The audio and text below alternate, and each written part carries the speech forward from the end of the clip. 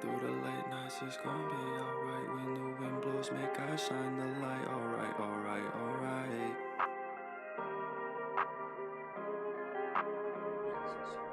Freelance. Your own shit. Your own LLC type shit. Yo, G Talk 2020. You know the motherfucking vibe. Season 4. We kicking it through the door with your boy. I ain't even gonna hold you, man. CJ not here. Boss Chav not here. Sorry, y'all. DJ Don not. He not here. But it's cool. Smoke in here. Tony in here. And I got family in here. So we gonna have a good time. Them niggas, they got some, some family, personal shit going on. So I feel that, I still had to hold it down for the guys. So we got my brother right here. My cousin, but I've been a fan. Then I got to know him. He was cousin. And now, shit, it's like a brother of mine. It's big bro. So, without further ado, I ain't gonna hold you, man, because we gonna talk about a lot of shit. You know what I mean? I'm excited to get into it. I got CoStill in here, 8-9's finest. You already know. What's going on, man? What's going on, man? Talk to me. Man, I'm just chilling, man. We just, you know what I'm saying? Yeah. Happy holidays to everybody out there. Happy holidays. You already know we came back right after Thanksgiving. Niggas had to eat good. Now we back to the grind. Definitely. So for sure, man. I see you fresh with the hoodie on. Got the 8-9 earring in, man. Niggas got custom pieces. Man, I'm just, I stay comfortable. You know what I'm saying? A little cozy, a little comfy. Yeah.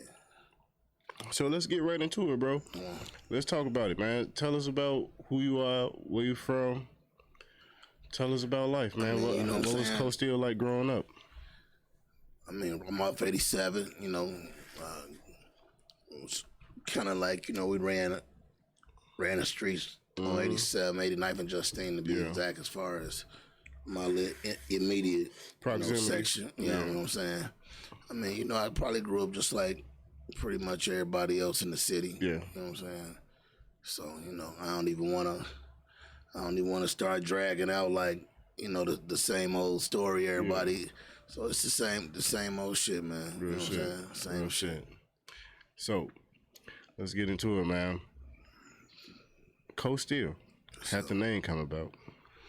I mean, honestly, man, saying in our neighborhood, we was all stones. And I used to be, we used to have a dual name, like, CoStill and CoStone. Yeah. And, initially I was CoStone, and then we had some little altercations, and everybody felt like it would be probably smarter, you know what I'm saying? Yeah. Seeing as that, though we was trying to get away from the street shit, you know what I'm saying? So I just used a different name, used the other name, CoStill. Real shit. Which is the same shit. Yeah. It's a synonym, basically. Yeah. Speaking on being from the South Side, you being on 87, 89th, being a Blackstone, what was the neighborhood like around you in your neighborhood? You mean like when you say that? You mean like as far as like different organizations? I mean, it was we was a small group. It was a lot of opposing gangs around us and shit like that. And I mean, we was feuding all the time, but music showed me though, like, but so it was rough. A lot of people did make it out, shit, but again, I feel like it's the same story everywhere you go. Yeah. A lot of people didn't make it out. Some people went to jail. I've been spending the last 23 years sending $50 to a couple people, you know what I'm saying? Yeah. So, but what's crazy was that, when I first got into music, I thought everybody who wasn't what we was an op, right? And music kind of showed me that it wasn't nothing but the niggas across the boulevard that we wasn't really rocking with. You know what I'm saying? So, cause GLC not too far from y'all, and he one of the folks, growth and development. Yeah, and we see, the thing is, like I said, we had issues with 87th Street too. Yeah, and but some people, You know, like sometimes, don't you know how like when you go to college, Yeah. and it could be like a whole group of different shit, but y'all all from Chicago. Music kind of played that part. Like it was like a car. Like if you was in the feds, it was a Chicago car. So because we all in the music shit, it's Atlanta music, it's New York music, it's St. Louis music, but yeah, like as far as when it comes to the Chicago music, we all together. I mean, in Chicago, it gets more segregated where it comes to like South Side, North Side, East Side, and then they go a little further to folks, people, shit like that. But, but like overall, I said, it's just music, Chicago music. So we was young, so we thought all the street shit was street shit. Yeah. And then you know what I'm saying, it was like GLC was connected with Kanye and all this, that, and the third. But the real truth is, we just viewed GLC just wasn't really banging. He was folks, but he wasn't really banging. He wasn't in the streets. So music kind of connected us, and like even like now, I mean, it's crazy to say it, but a couple of my close buddies is from 87th Street. You know what I'm saying? So we figured out how to, you know, hey, again, man, I just feel like you realize you more alike than you are different. I just felt like, man, you know, we was brainwashed.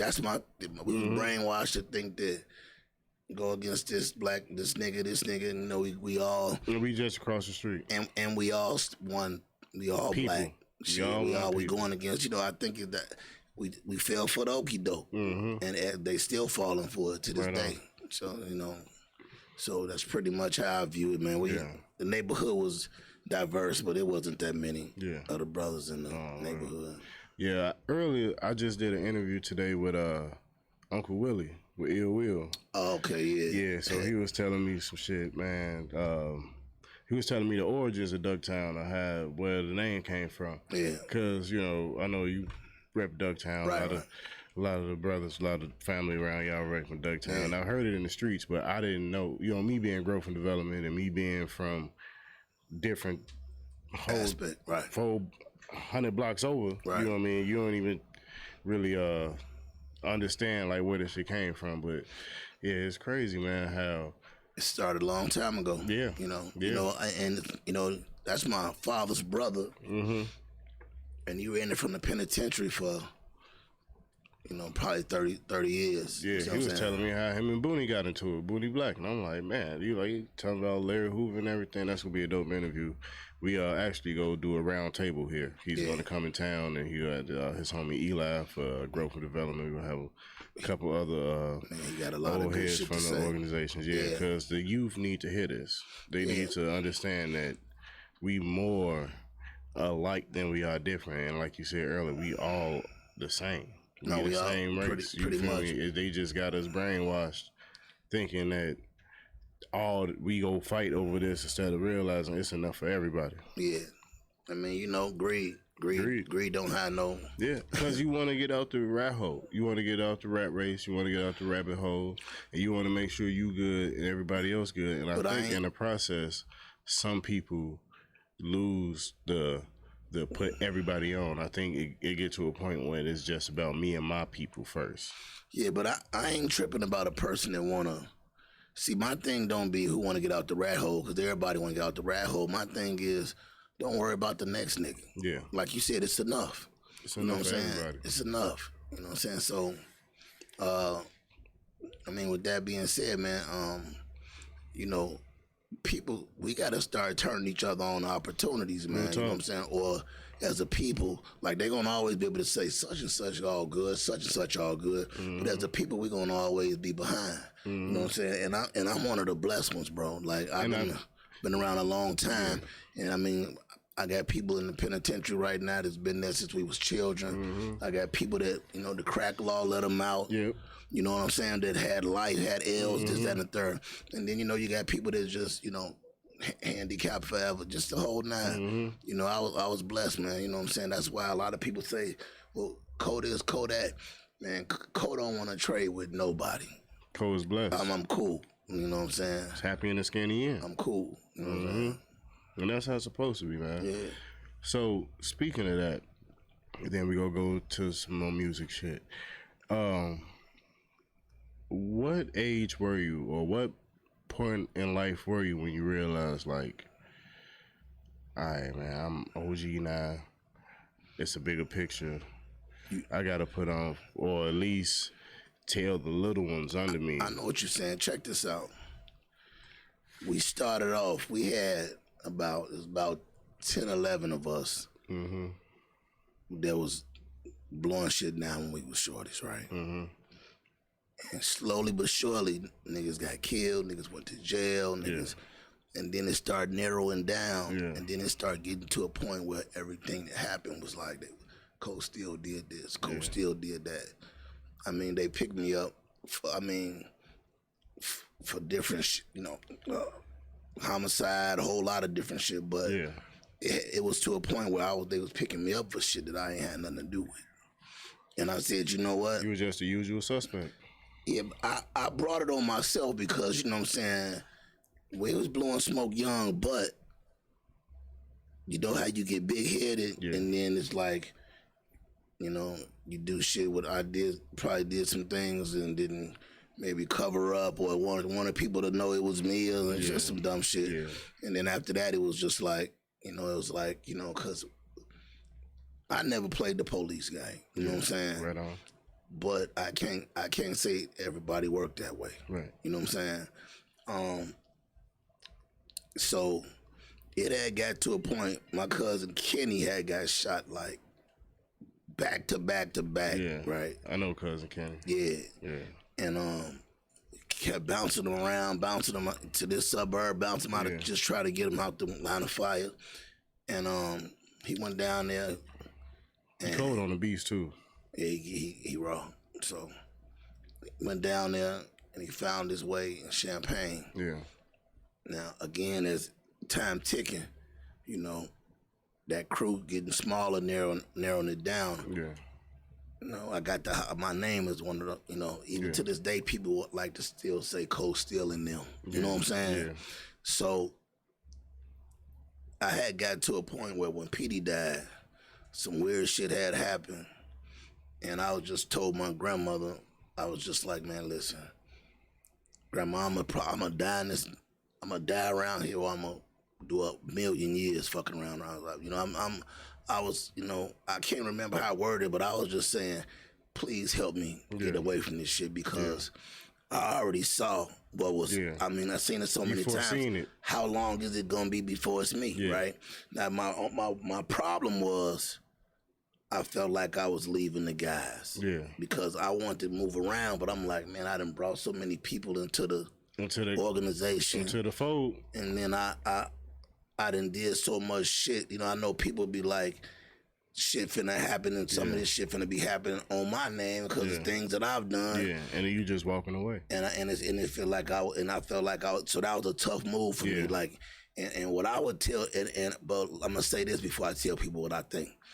So I didn't feel like she was listening. So I slammed the door, I walked out.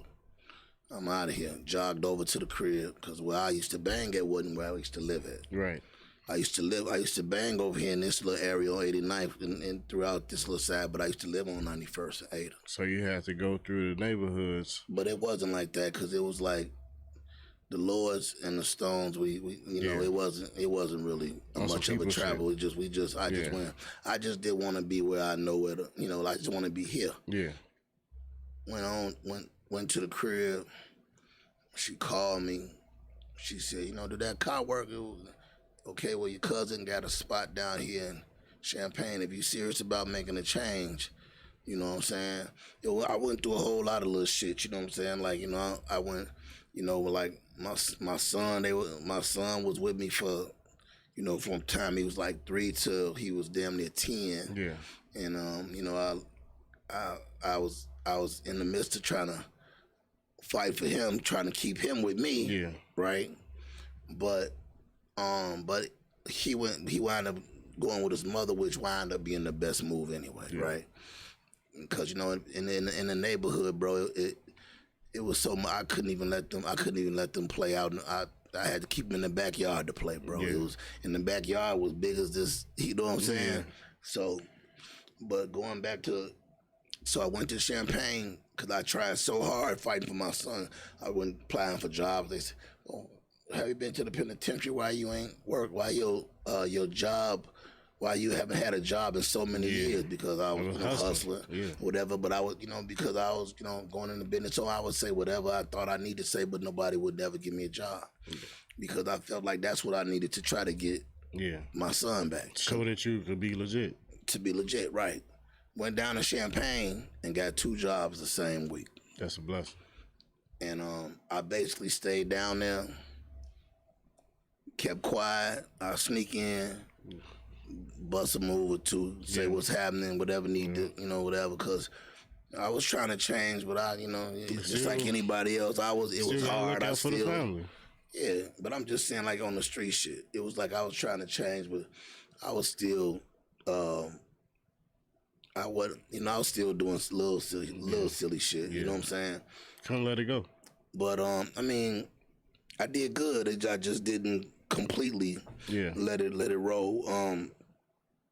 Man, I got it. I kept coming back and applying for jobs. I finally got one at the cable company. Yeah. Came down here, started working for about a month and a half, 2 months, and they laid us off. Damn. Laid us off, and it was like, we got back to we got back to the business, got back to grinding again. Yeah, got back to what we knew. So that was early on, and that's when I came back. That's when I met my daughter's mother, and I had her and my daughter. My son was the first reason that I wanted to try to change. Then my daughter was really a major part in me trying to make sure that she could be proud of me too. Yeah. You know what I'm saying? Because I also had thought about it. My son had got older, and I was like, man, I went damn near this man whole, like the first 13, 14 years of his life doing music, when I know that if I could have played a better role, provide and doing different stuff for him, and I was like, I ain't gonna do this on this one. Right. I'm it's either gonna have to be some balance, or I'm gonna have to cut something loose. You know what I'm saying? But I went down there for 3 years, and when I came back, somebody else's name was hot.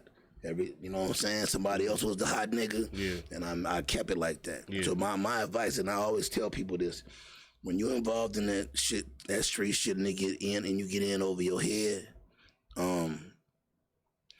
man, you can't be too, you can't let it beat you up. You can't be emotional about leaving, because I don't really know no other route to being able to disattach from it, and being able to because you can move to the suburbs, but you're gonna come back to the hood. Yeah.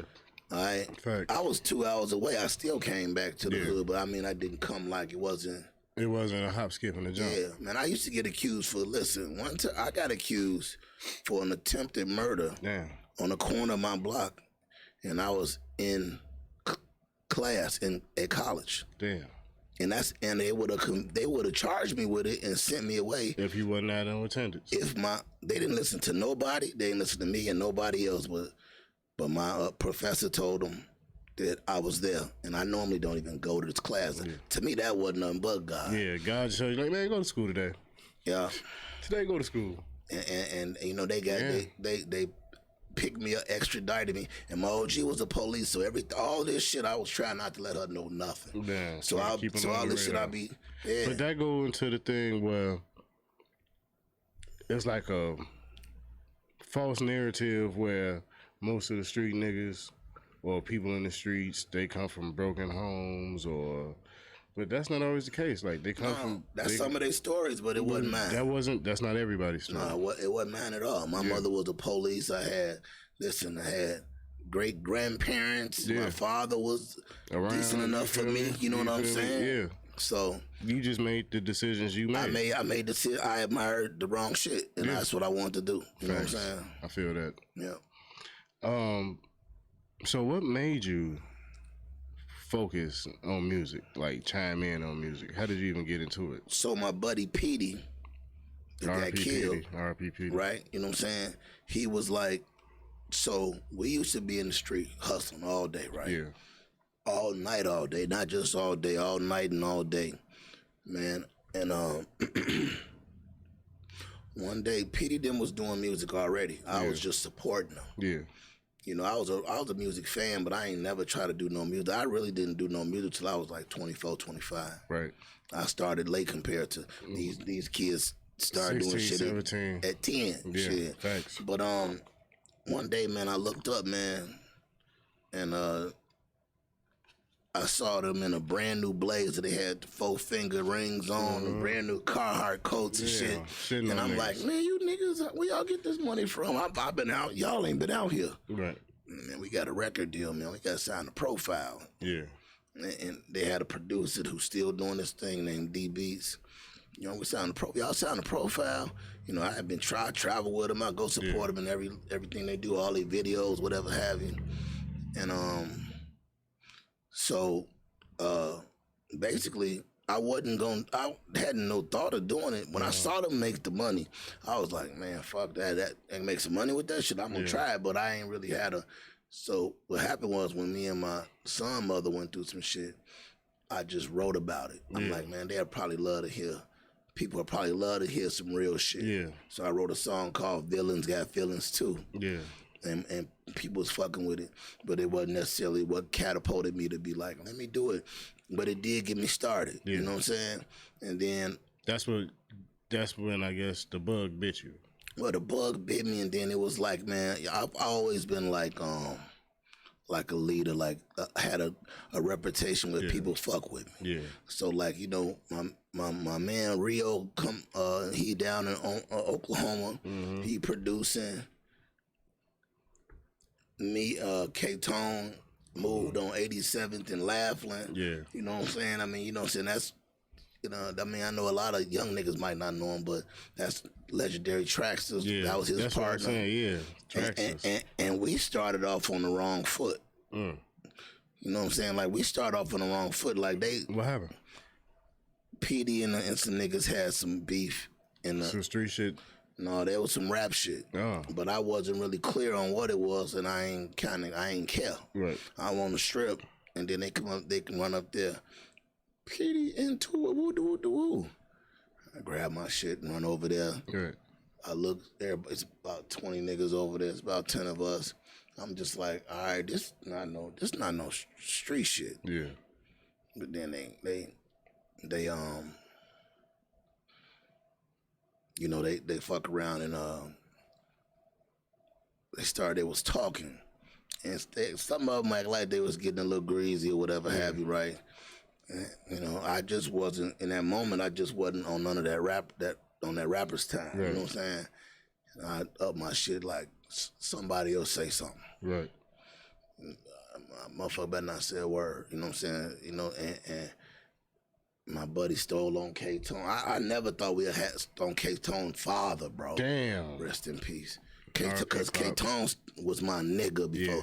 But this is the incident that we had. Yeah. You know what I'm saying? And you know, it was quiet.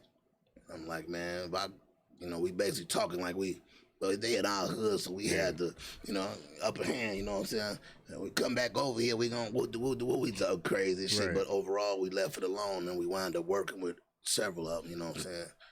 So, several people out of that entity, you know what I'm saying?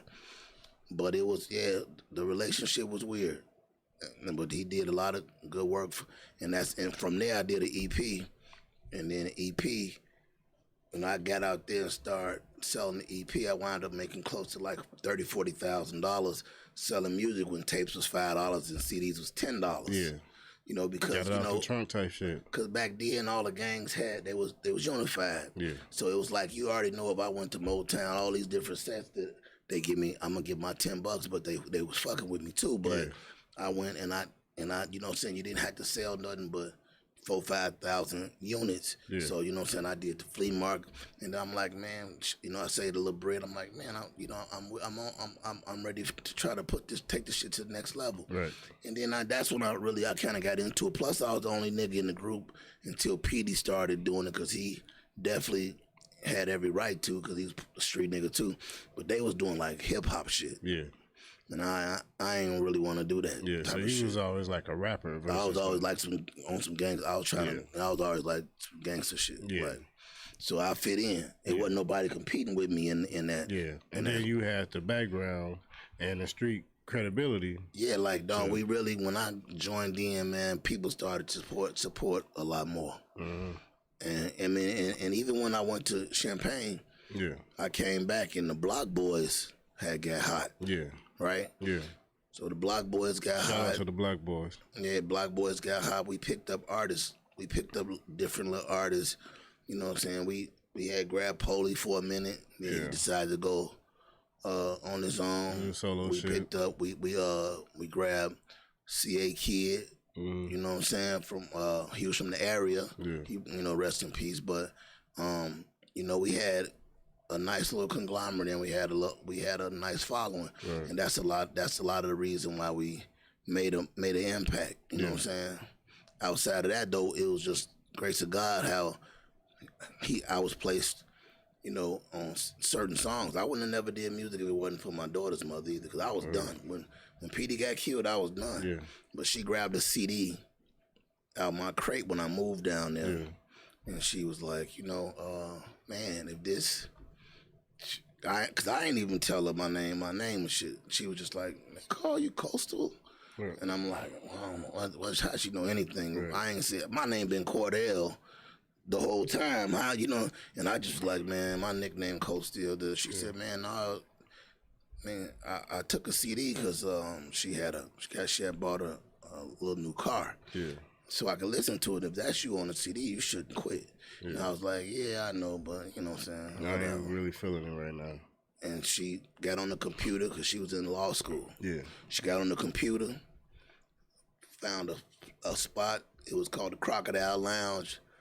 And we went to go see open mic. Yeah. And when we went to open mic, it was Q Bella and Hot to Death. Yeah. And I didn't know neither one of them I fuck with Q Bella, I fuck with Hot to Death, I ain't know neither one of them in the moment. Yeah. But you know, Hot to Death, I wound up doing a buzz record. Yeah. Q Bella had a decent buzz for a minute, too. Q Bella was different. He was in his own lane. You know, I fuck with him. You know what I'm saying? Yeah, facts. Yeah, great visuals and all that. But I had a buzz record called Bag It Up. Yeah. You know what I'm saying? And it kind of helped me get to a certain space, right? And some kind of way, I remember going into my barbershop, and I see Hot to Death. And I was like, oh, man, I remember you from doing this thing, because what I took from when I first saw the show was, damn, these niggas got, like, they doing movements and shit, and they doing routines and shit. I'm like, this ain't like when I was just... stage performance type shit. In 3-4 years, I said what I was seeing just changed, because before that, I always used to see Count to walk in, be about 30 niggas, you know, he'd be peace niggas. You know what I'm saying, right? Yeah. So I was like, that's easier for me, because you know I could bring. We got hundreds of us too. You know what I'm saying? My niggas in here, and we don't got to switch it up type shit. Yeah, but I saw them niggas, and then, you know, I went to the barber shop to get my hair cut. It was all coincidence. The nigga named Swerve, he come behind me in the gas station one day. He said, hey, man, you know, if you need a haircut, man, I'll cut you for $10. You know, haircuts at the moment was like $20, $25. Like a dub. I'm like, I'm going to go on over here and check it out. Yeah. And I went in there. He was hot. And I'm like, man, you know, but by that time I had started trying to figure out my groove. I had been in the studio for a minute. I still ain't figured out what I want to, how I want to. Yeah, you ain't feel comfortable out your pocket yet. Yeah, like I was still just working, grinding, trying to find somebody that got some beats, trying to get niggas that I know that do good beats to even want to participate again. Right. And I hollered at them, and I said, hey, man, I ain't going to talk a whole lot of shit, man. When I get my mixtape, man, I'm going to let y'all hear. Y'all let me know what y'all think. And it's kind of just started there. Passed the mixtape out. I started seeing that there was a lot of favoritism, and then even to start dying down the shows and all that. So I just stepped up. I ain't gonna say just me, but like my group, 8-9 Music, we stepped up and we started throwing shows. Yeah. When we started being like, we ain't waiting on nobody to do none of that shit. We gonna do our own shit, and I feel like we kind of elevated that whole element in that moment. Right. And started doing music. Me and Hot got on a couple shows. He had a movement, we had a movement right around the corner from each other. We kind of clicked. I can't remember like the first time, but we clicked, and we wound up being like in a space where XL, the one who... XL Beats? Yeah, XL on the beats. XL Girl used to be a part of the nightlife, Heavy. Yeah. And she kind of peeping shit, and she told him, man, you should put this nigga CoStill and Hot to Death on this shit with your artist. Cause the song, the Up and Down record was already kind of going. Yeah, that shit was a Chicago banger. It was a banger, but it wasn't even his prior to, like, XL had a group. Mm-hmm. Well, XL wanted us to pay for studio time for his group song, and we was just like, that ain't gonna happen. Right. Even we love you, XL, but we ain't paying for no studio time. But then we was just like, fuck it, man. You know what I'm saying? Well, when I talked to XL again, XL was saying that him and the group didn't see eye to eye. Yeah. I'm like, oh, okay, well then shit, fuck it. Song scratched anyway. You know what I'm saying? Because I didn't necessarily see or know the song was gonna be as strong as it was. Well, one day Hot to Death had finished his mixtape, and he came over to the crib. He said, "Cool, I want you to listen to it."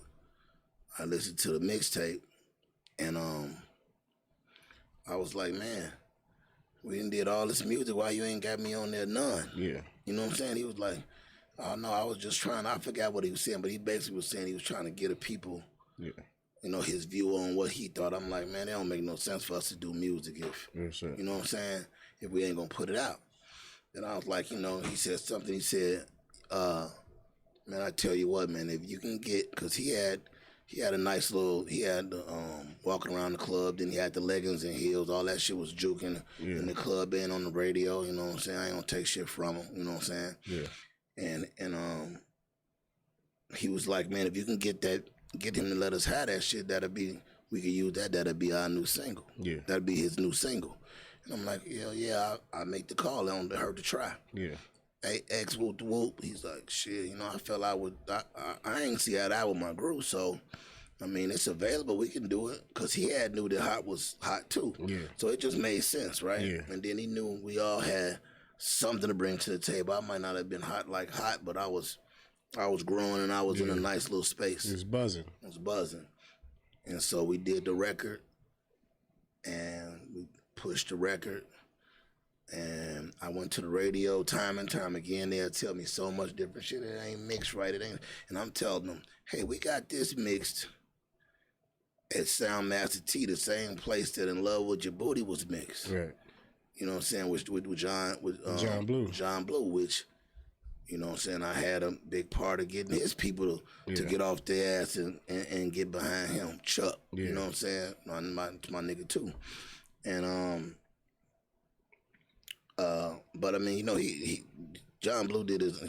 He always was talented. I just didn't understand why people. I just told Chuck, listen, what you doing? Yeah. And then I put him with the radio person. You know, sent somebody that could help him out, Deli Dale. Yeah. And Deli Dale helped him take that to new heights where it was a deal, but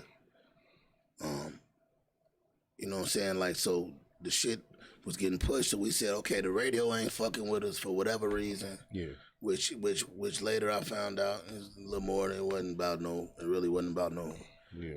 It's politics type shit. Yeah, because it wasn't about the beats or how it was mixed, because we didn't make no adjustments when they started playing. Yeah. So some kind of way we started programming our people. Like, we would go to the club, hey, when this song come on, listen, we trying to kind of like influence the nightlife. Yeah. But we was having fun at the same time, man. Like, they had all, like, they you know, how they had a gang of, like, you know, niggas that was slightly different than us, you know, but they, you know, we was all the same, but we was different, right? Yeah.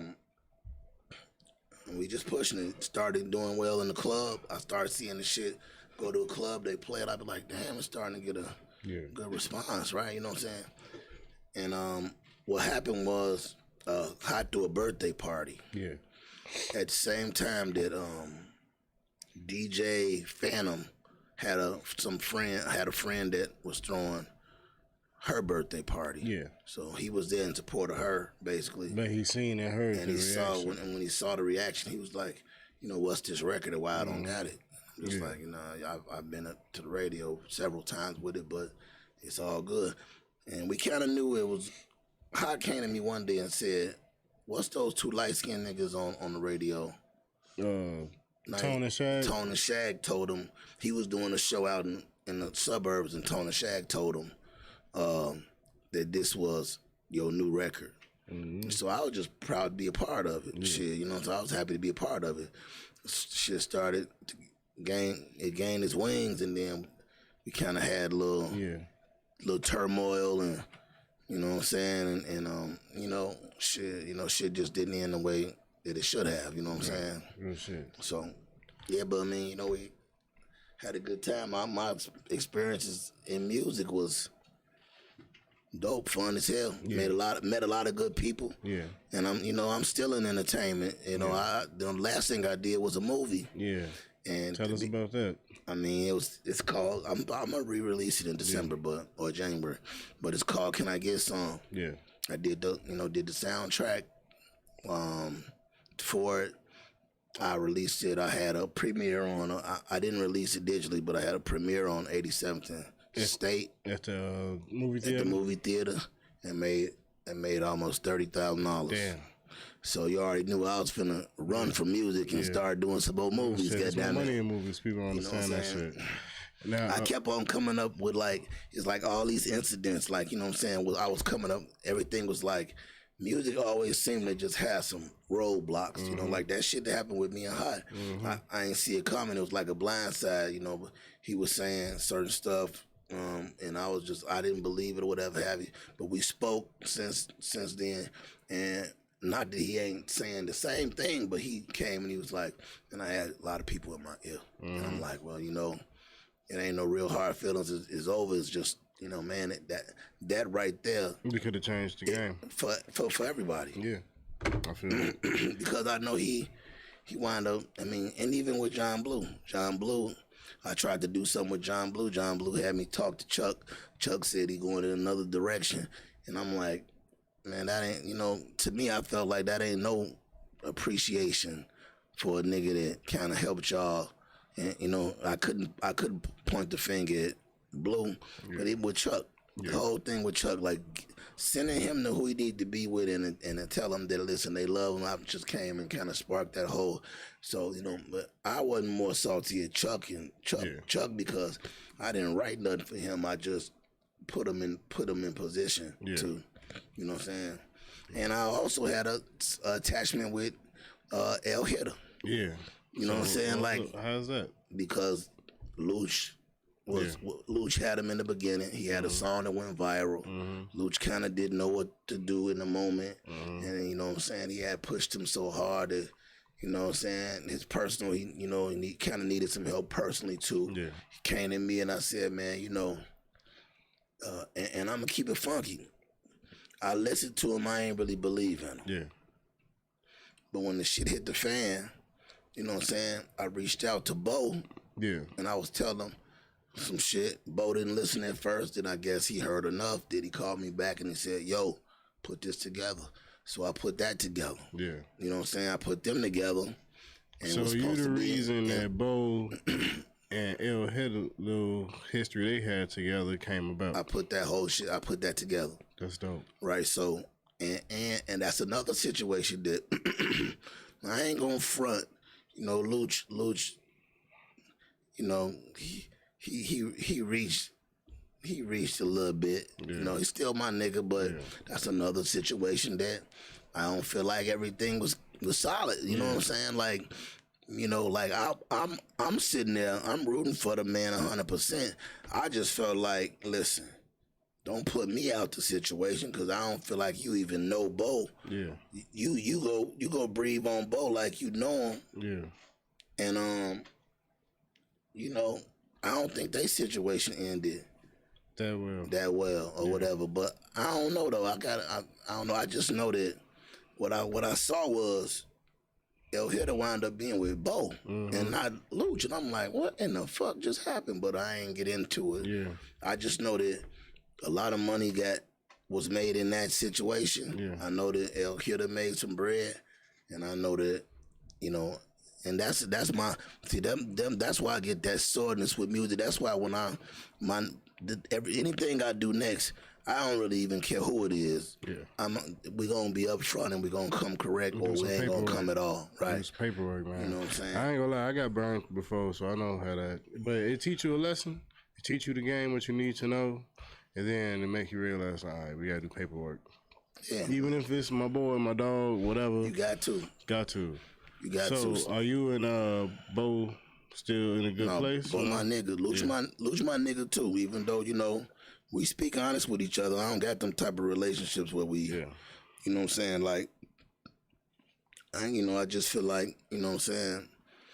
I could have received some pennies out that, just to show some love, but that ain't really how it went all the way. Not even on no middleman shit, but just on some good looking out type shit. I mean, at the end of the day, I was supposed to be a part of it, but I had to do that.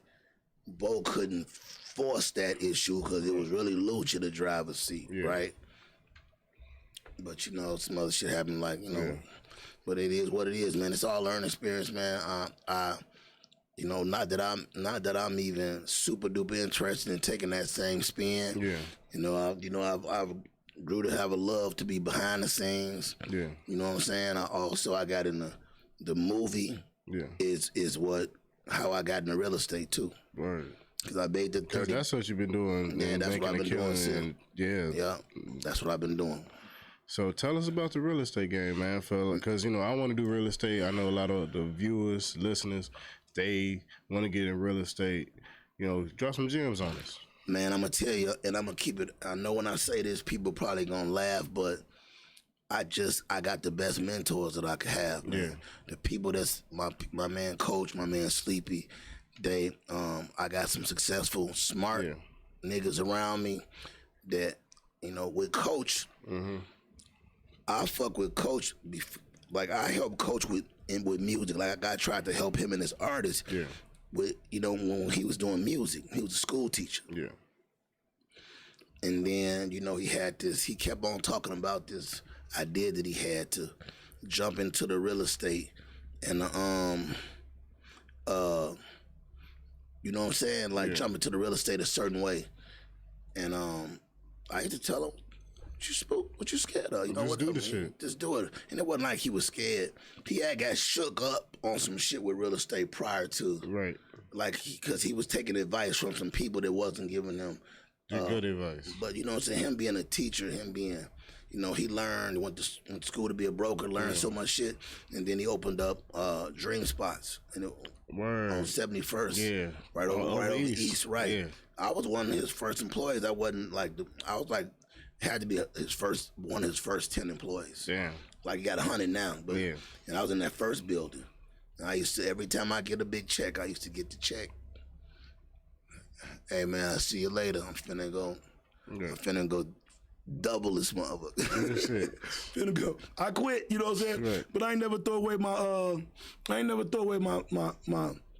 clothes because, life, everything had ups and downs, man. I went back to work for him like 3-4 times. Yeah. And he used to always say, man, why don't you do this or why don't you do that? But he had catapulted. I blinked, and he was doing major strides, man. And so I used to tell people about him because the reason why I liked him, that I really developed a like for him, it was because he was so honest. Yeah. So I remember him being somewhere where I'm like, and he was like, I'm like, it's all these girls was around us, and they was like, who was old boy? And he was like, I was like, oh, that's my man, you know what I'm saying? There you go, right there. He go over, and they go over there, they say, hey, what's going on? Such. I'm married. Damn. And then me, I used to be like, nah, I hope, not to be on no bullshit, but I'm trying to question, like, is this real? I'm like, nigga, your wife ain't here. He like, man, I really don't be on that type of time. That type of shit. You know what I'm saying? I'm like, damn. And from that point, I was like, man, he different. Yeah. He real. Stand up. Real. He ain't try to come. He stayed himself the whole lick. And from there, we was joined. We was tight. Sleepy I was signed to Sleepy when I was young, and I also signed to him again, like about maybe like 6, 7, 8 years ago. Yeah. So that's how. So he went. So basically, a lot of shit was going on, man. It was like, man, my grandmother. I was renting a house with my grandmother for so many years. Mm-hmm. She come home and said, hey, Cole, can you get Coach to sell his house when you get yourself in order because I'm sick and I want to sell it because I don't want she didn't really want them to know, but she was like she didn't want her kids to bump heads over it, right? So I was like, you know what, you ain't got to wait on me. I'm gonna figure it out. I always felt like she did so much for me, I would never let her make her wait. I called him immediately. Come on, man, sell a house. But I wasn't prepared though, right? So I spent time going from couch to couch. I stayed with my cousin, this, that, and the third.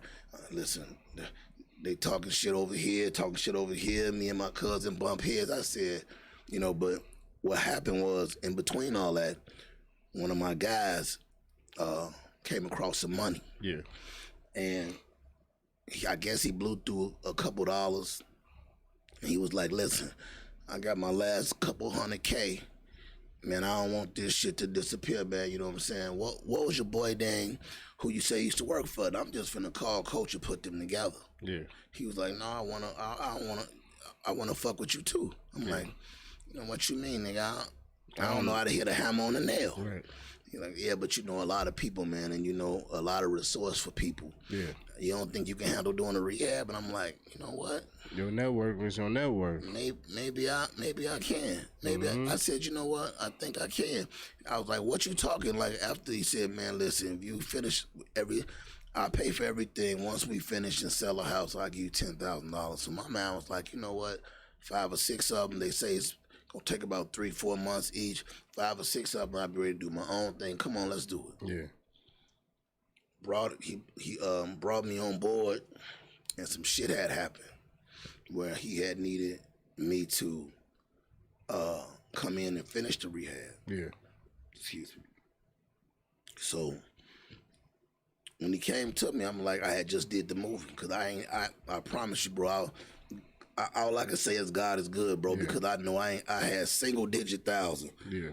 And then I did the movie, and I did, you know what I'm saying? At that point, I was like, able to have enough money to close out the rehab. And, he said, if you close out the rehab using your bread, I'll pay you double. Yeah. And I was like, well, how much you think it's going to be? He said, about $10.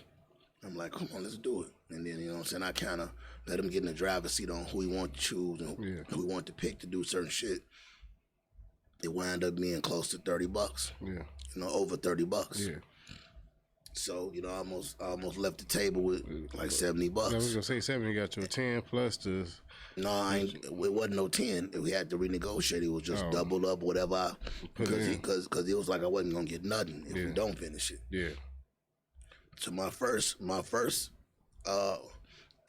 I ain't gonna front. I ain't never had $70,000 in my life before that. Yeah.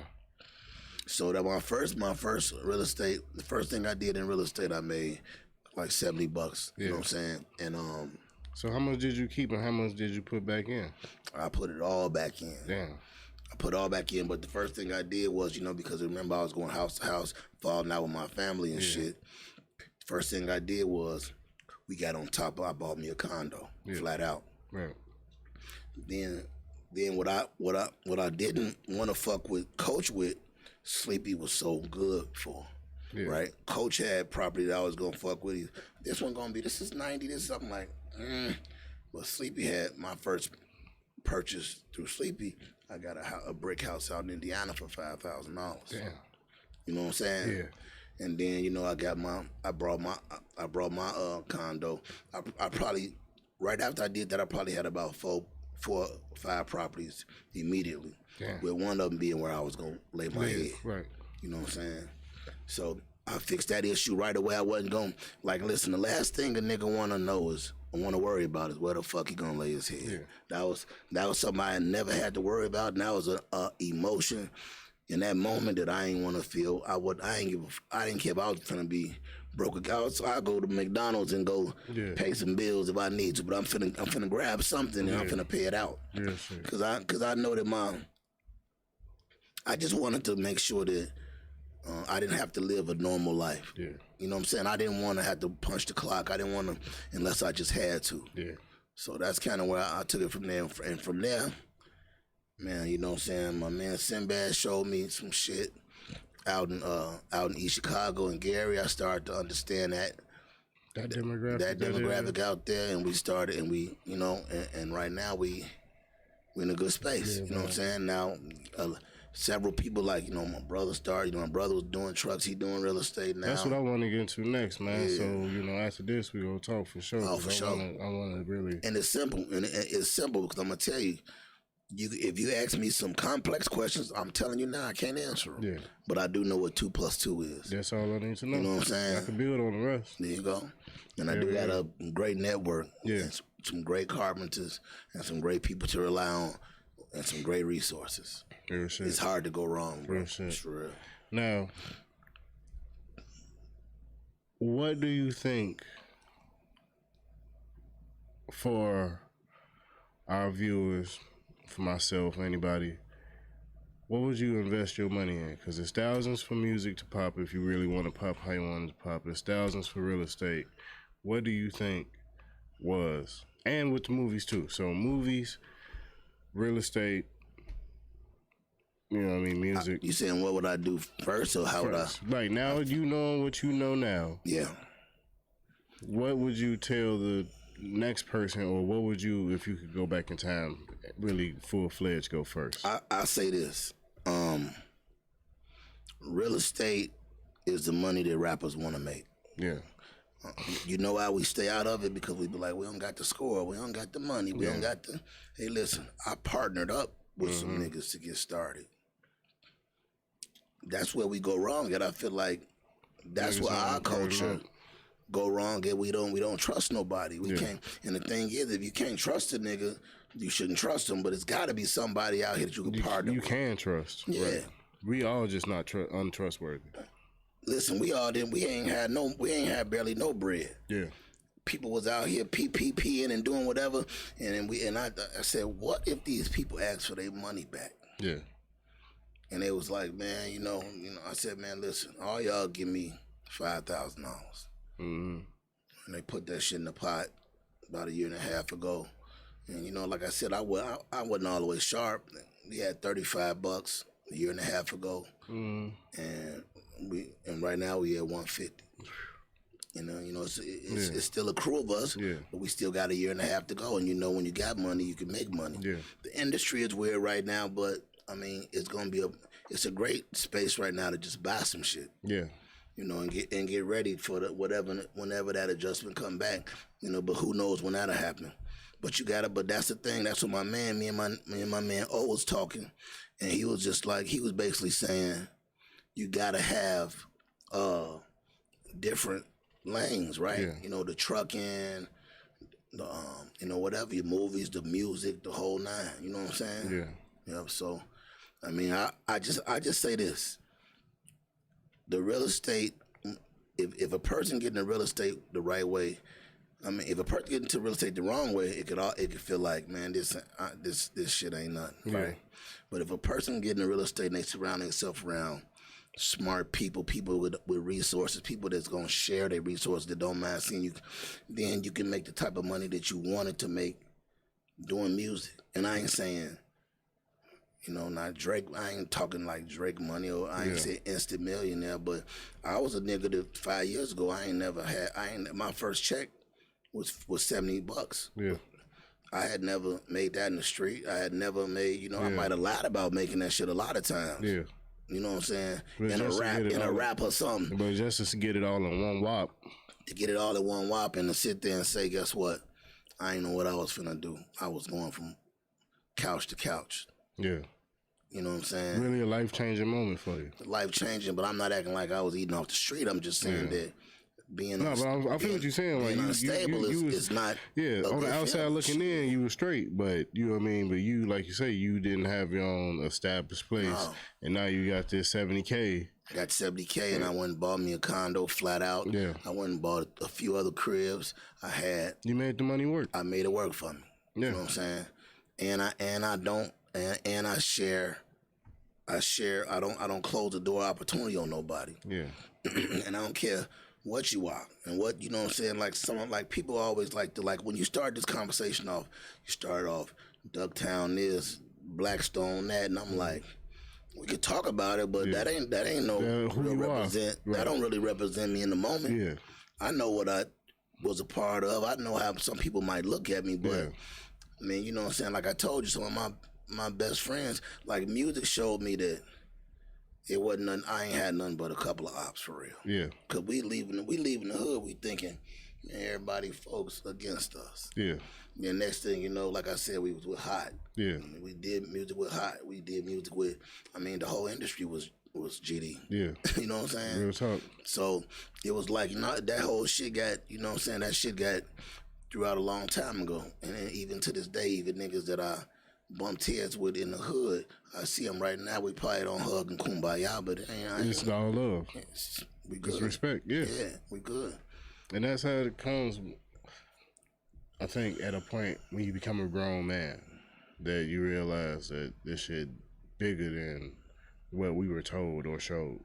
Yeah, man. I woke up, man. I woke up, but I understood that when I woke up that I couldn't walk the street like I hadn't been involved in shit. Yeah. You know, so that was the difference. You have to take accountability. Yeah, it's like, I know that if such and such pulled up on me, it'd probably be an issue, right? Yeah. So I just kind of carried everything like that, and I never really, I just never really, I never really tried to play the badass. I just never really, I was just a person that I ain't really, I meet shit at the head. We can talk about it, we can do whatever it is that, Yeah. but it ain't no big deal. Cause in reality, ain't nobody really do nothing to me. Yeah. You know what I'm saying? Ain't nobody really did nothing to me. So I ain't hold no grudges for whatever we did when we was in the street, because guess what? It's things that people, like, I might know you did this, but you may not know I did that. Yeah. So I mean, we just play it, and I ain't proud of none of that shit. I just feel like I feel like that we was in the street, we was all trying to win. Yeah.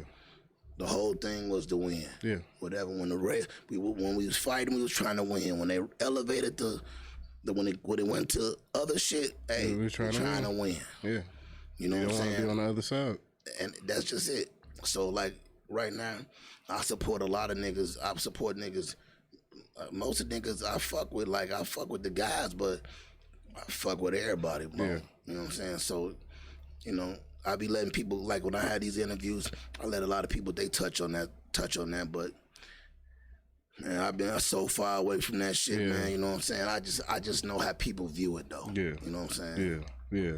And that's all it was. You got people, they don't want to know the history, the background. Yeah. All right, you feel me? But me knowing you, I know you deeper than that. It's more than that. That's just a layer of who you are. Yeah, no, I'm for black people now. Yeah. I ain't really. And then another thing is, it ain't no such thing as gangs no more anyway. No.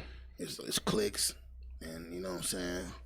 So, I mean, that's a lesson that they learned. They learn to rock with each other, but it's a whole nother elevated element of violence, man. Yeah. You know what I'm saying? Like, which is that's tough too. Yeah. Real talk.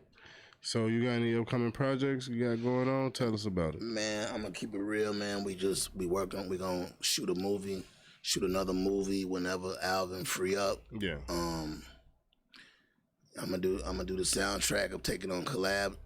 What I'm doing right now, man, I feel like I'm doing I built a private studio so that we can start. I want to be behind the scenes, writing hooks, writing R&B.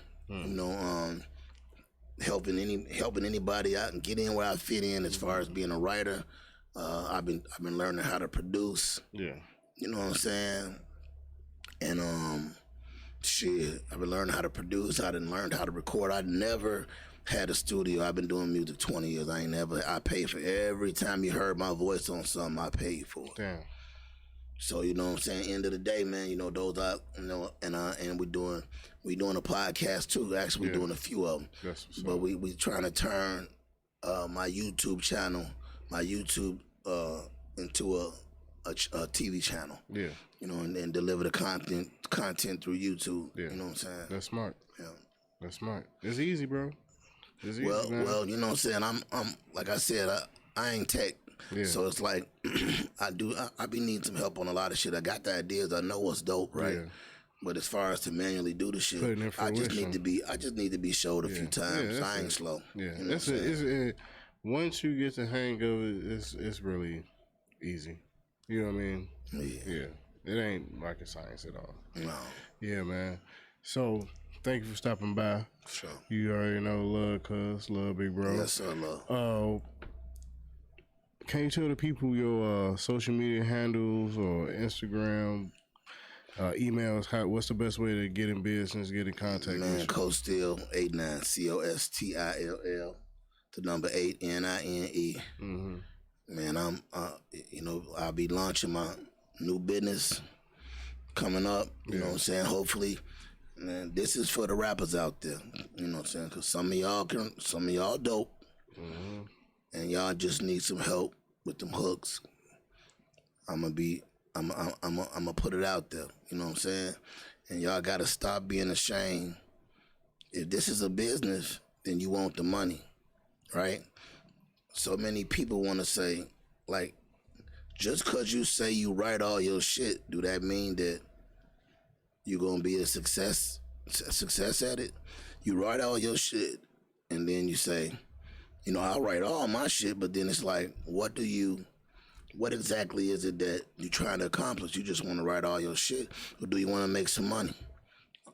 Yeah. I can't say that whatever I would do for you would allow you to win. But what I can say is what I done for me gave me a certain level of victory, though. You know what I'm saying? I made money. I had to realize that it was a lot of people that did music. 90% of the people that do music do not get paid for it. All right, so I was blessed enough to be able to.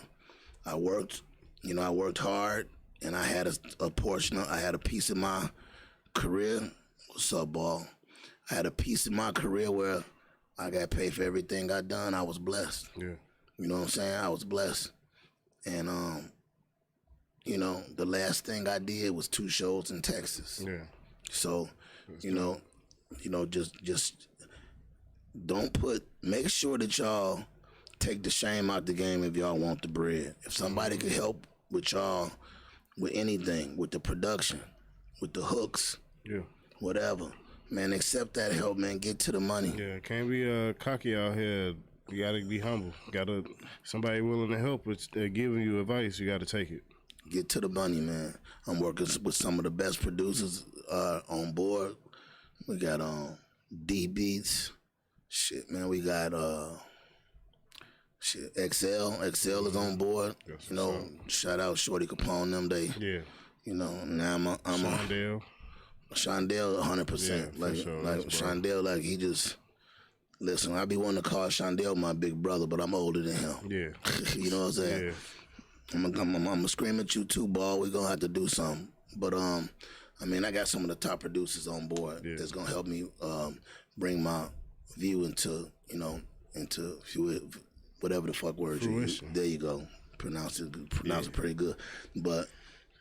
And I'm excited about it. You know what I'm saying? I'm just now. I'm at the ass end of doing the finishing parts as far as construction and everything at the office, and I'm excited about it, man. For real. That's to start the right team and form these different little circles so we can try to get paid for this shit for real. Yeah. So that's what's up, G, and that's what it's about, man. Just involving each other to progress. Yeah. You know what I mean? And I think that's the bigger picture. And that's what, not even going to like the Kanye sentiment, but that's what they do that we need to start doing more.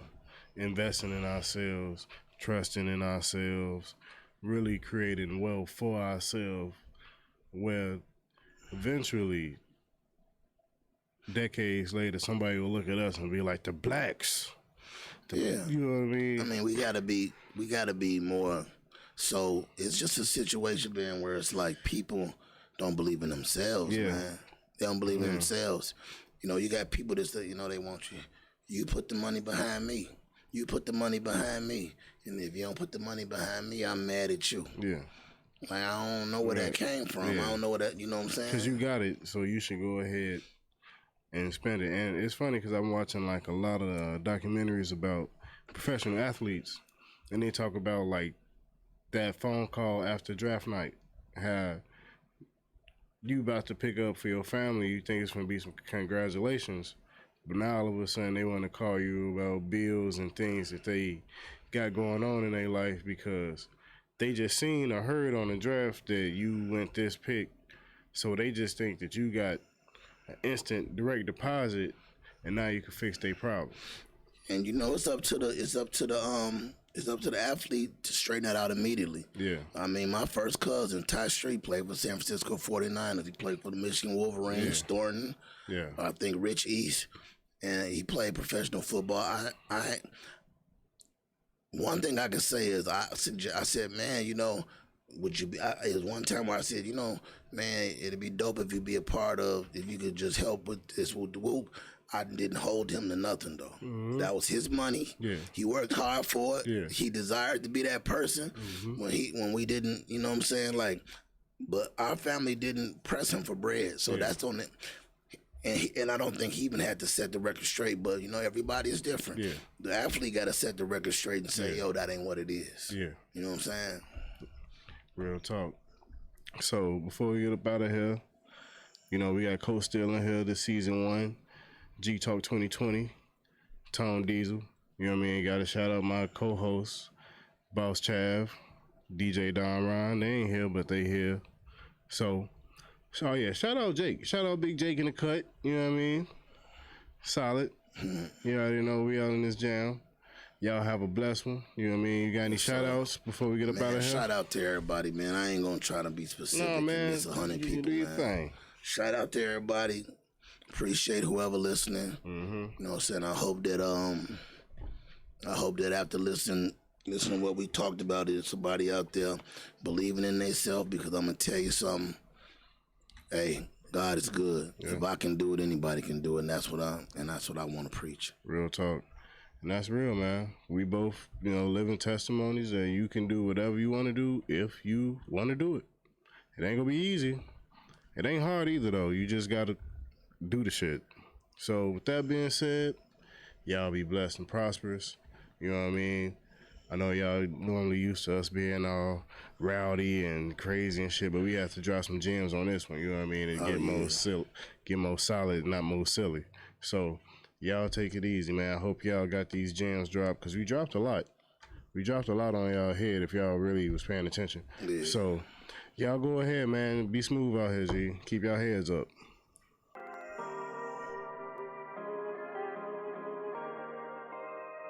Through the late nights, it's gonna be alright. When the wind blows, make I shine the light. Alright, alright, alright.